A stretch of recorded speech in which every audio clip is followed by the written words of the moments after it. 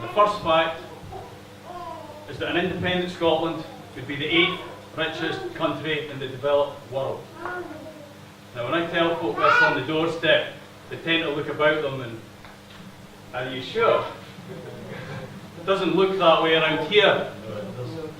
And it doesn't look that way in so many parts of Dundee and in Glasgow and in other parts of Scotland.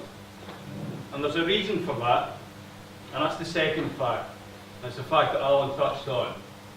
The UK is the 4th most unequal country in the developed world. Now, that means that the gap between rich and poor is so big, and it's getting bigger. And that's not my figure, it's not Radical Independence's figure, it's not the SNP government's figure, it's the OECD's figure, the Organisation for Economic Cooperation and Development. They're not our figures. This gap, this growing inequality, has been getting worse for the last 30 or 40 years, ever since the election of Margaret Thatcher in 1979, or maybe even a bit before that, when Labour brought in the IMF to cure our economic ills. Since then, our wealth has been on a one-way trip via the City of London or the multinationals to the global tax havens of this world, where it goes and joins the other $30 trillion that sits there every minute of every day, while the rest of us face cuts and permanent austerity. There used to be a post-war consensus, not only here in Britain, but throughout Europe, that saw redistribution of wealth and the creation of social welfare structures as a vital part of a healthy society. But since '79, we've been told there's no such thing as society. We're all out for ourselves in some sort of rat race with no end. It's a Thatcherite doctrine. It's been continued under Blair and Brown and now Cameron. And it's this philosophy, if you can call it that, that underpins what we call the neoliberal globalisation agenda. Now, what that really means in simple terms is global Thatcherism. That's what the world's been going through for the last 30 or 40 years. It's a philosophy built on competition and conflict. But these aren't our values. Certainly not my values, and I don't believe they're the values of ordinary people throughout the world. Values and ideas are as important in this referendum as facts.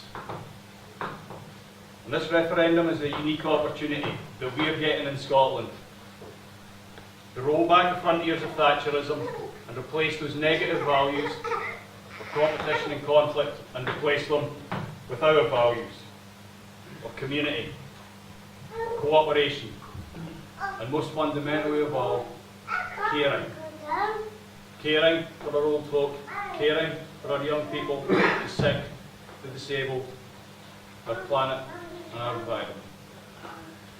I believe in Scotland we have the popular will and the political will to do this, to take a different direction, a better direction. Independence opens the door to a new, better, fairer, more equal future. And it's here that radical independence comes in, because we're not here to wrap the existing social and economic structures in a saltire, run it up a flagpole and salute it. We're here to develop a new consensus that actually changes those underlying structures. And if we do this in Scotland, we send a message of hope to the rest of the world. To be clear, the rest of the world is watching us. The rest of the world wants us to vote yes. They want us to create this better society. And I want Scotland to be part of the solution to the world's problems. Not what we are now, as part of the UK, a significant cause of those problems. Now, last year, 800 people came together at the Radical Independence Conference in Glasgow. And I have to say, by its preponderance, dominance of youthful organisers and participants, they had an enthusiasm and an optimism that I haven't seen at a political gathering before. And I've been to plenty of political gatherings and conferences in my life. It was a place where people with progressive views of all kinds came together to put vision and ideas back into what can be a rather sterile world of mainstream politics. One of the most important offshoots of our conference has been the Commonweal project that's come out of the Jimmy Reid Foundation. And this project is trying to build this new consensus. This consensus that Scotland will need the day after independence. And it's been supported now by the SNP conference to some extent the other week, and by the Scottish Green Party conference, and I believe it's even been pushed to a few people in the Labour Party as well. Radical Independence Conference this year is in Glasgow in 2 weeks' time. I hope some of you can come along. It's a conference whose theme of failure, hope and transformation will place us firmly on the road not just to independence, but to a brighter future for all our people.